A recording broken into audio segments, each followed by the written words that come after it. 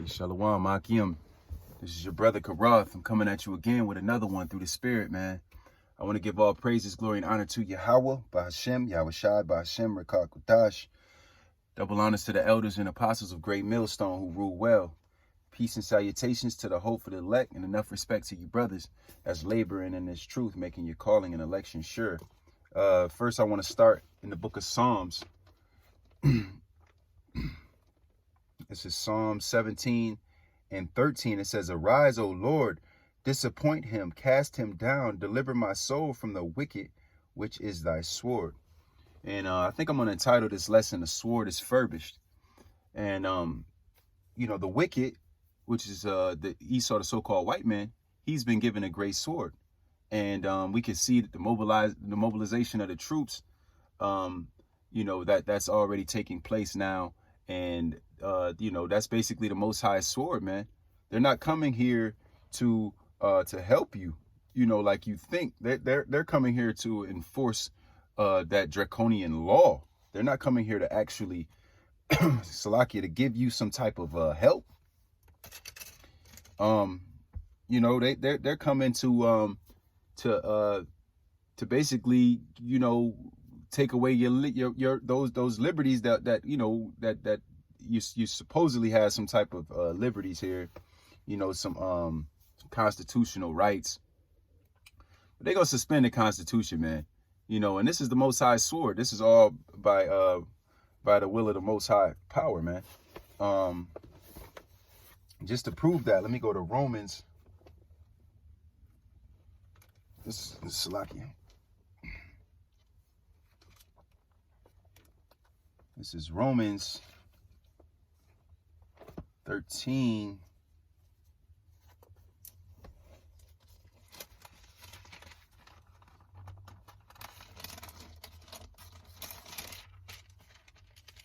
Romans 13 and 1, it says, "Let every soul be subject unto the higher powers, for there is no power but of Yahweh. The powers that be are ordained of Yahweh." It says, "Whosoever therefore resisteth the power, resisteth the ordinances of Yahweh. And they that resisteth shall receive to themselves damnation." It says, "For the rulers are not a terror to good works, but to the evil." So the Most High sets up these people, man, and then they basically they're that checks and balances type of thing, man. They make sure that you're doing the right thing, and if you're doing evil, then the Most High sick them on you, and then you'll be killed. It says, "For the rulers are not a terror to good works, but to evil." It says, "Wilt thou then not be afraid of the power?"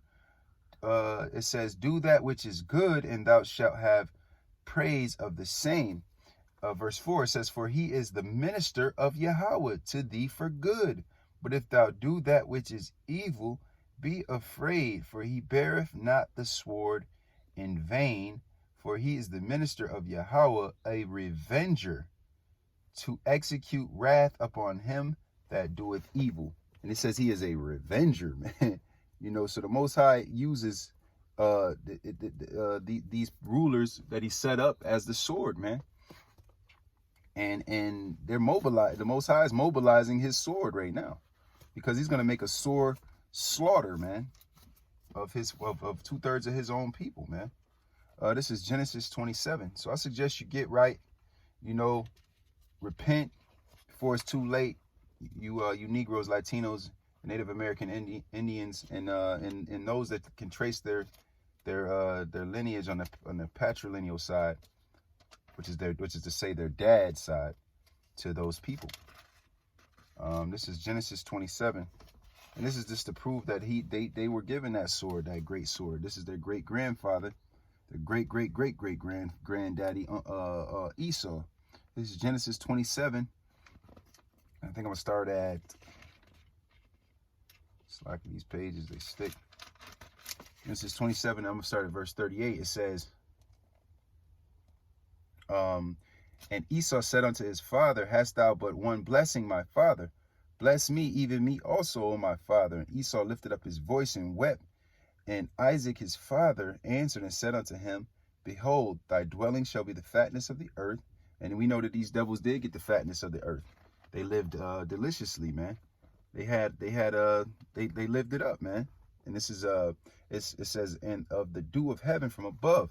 And it says, and by the sword shalt thou live, and shalt serve thy brother, and it shall come to pass when thou shalt have the dominion, that thou shalt break his yoke from off thy neck. And we know that they did that during the Renaissance period.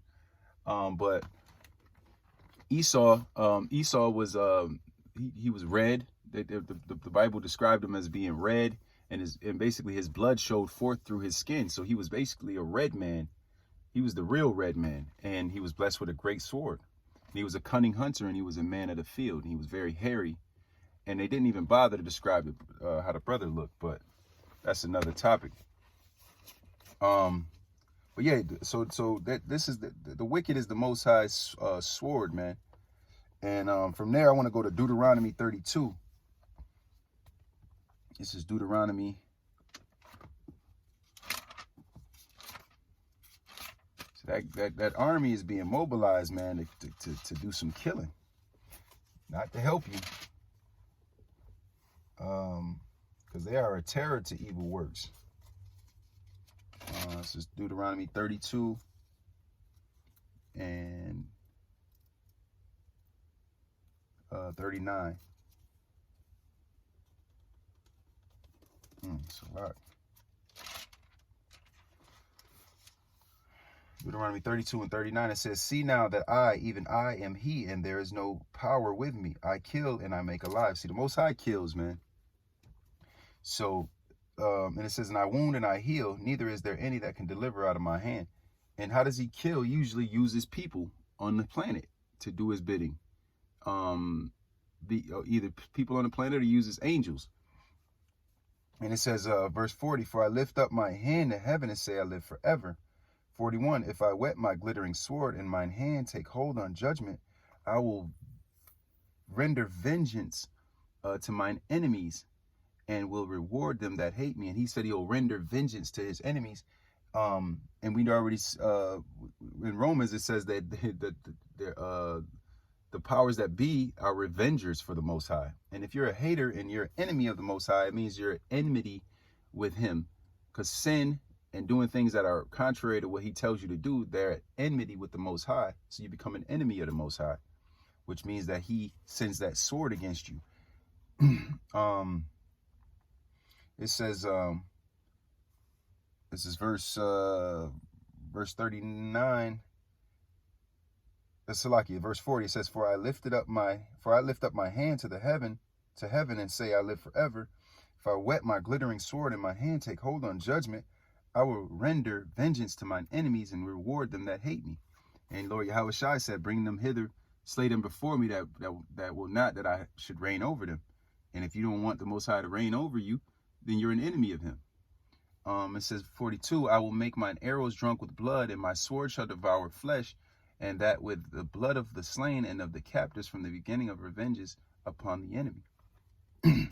So the Most High kills, man, but he uses people to do it. From there, I want to go to Amos. Amos 9. It's the book of Amos. This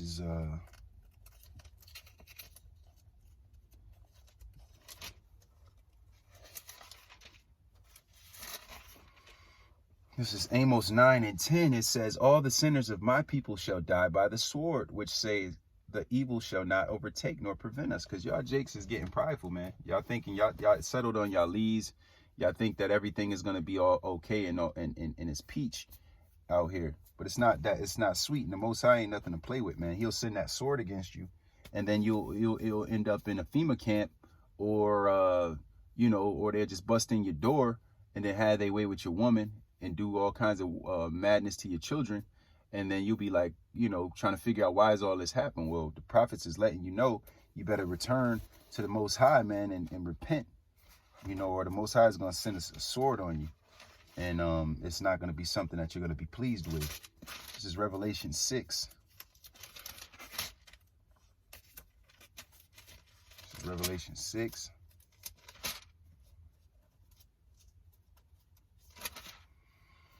Revelation 6 and And I'm starting verse 4. It says, and there went out another horse that was red. And we know that Esau is red, man. So they use this red horse as basically a way to describe a man, which was red, and their blood shows forth through their skin, like I went over before. It says, and there went out another horse that was red, and power was given unto him that sat thereon to take peace from the earth. Yeah, because wherever they go on the planet, man, they're enforcing their agenda on people with violence, man. And if you don't accept, then they kill you. And it says, in that they should kill one another, and there was given unto him a great sword. And we know that according to Genesis, that great sword was given to Esau. And Esau represents the people of Edom, the children of Edom. And it says, took peace from the earth, and that it should kill one another, and there was given unto him a great sword. Jump down to verse 8, and it says, and I looked, and behold, a pale horse, and his name that sat on him was Death, and hell followed him. Power was given unto them over the fourth part of the earth, to kill with the sword, and with hunger, and with death, and with beasts of the earth. And that's what they're gonna do, man, because there was spirits that created for vengeance, man, and to do these types of things, man. They were created for this very purpose. Ezekiel, let me go there real quick. Ezekiel 21. Salaki, give me a moment here.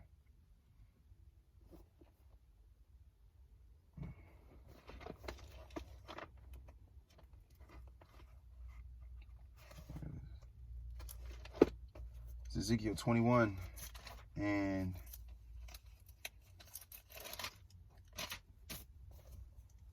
and 9. Ezekiel 21 and 9, it says, Son of man, prophesy and say, thus saith the Lord, say a sword is sharpened and also furbished. And that's that sword that's sharpened and furbished basically means it's polished and it's ready to go, man.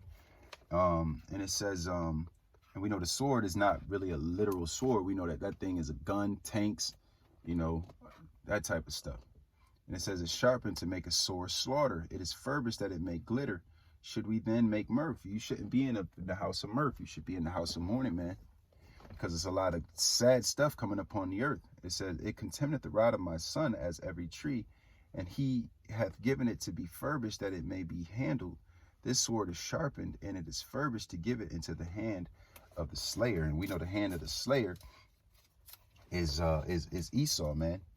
That's the Most High's sword right now, man. Before, in times past, he used other nations to be the sword. But now it's Esau, Edom. They're given that great, great sword, man. You know.